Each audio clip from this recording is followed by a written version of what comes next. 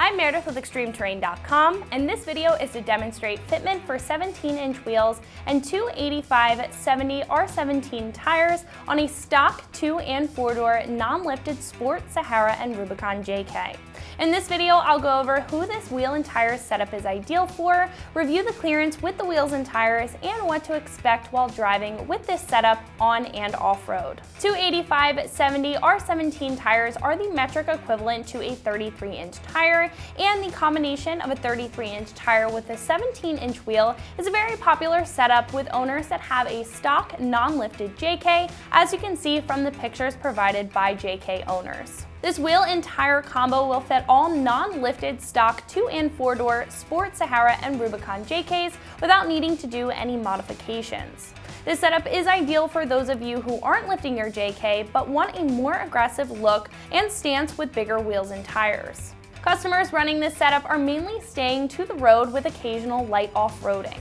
Obviously, 33-inch tires are larger than stock tires, so clearance in the wheel well area will be a little bit tighter compared to a stock wheel and tire setup.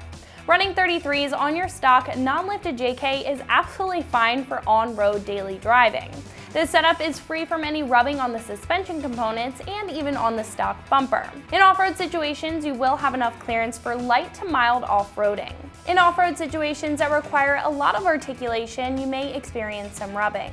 If you do want to get involved in more serious off-roading, we suggest having a leveling kit or a lift kit installed, and you can find that right here on our site. There are a few things to keep in mind when upgrading to a larger diameter tire like this. When driving on the road, the ride will feel a little bit more sluggish with a 33 compared to your stock tire.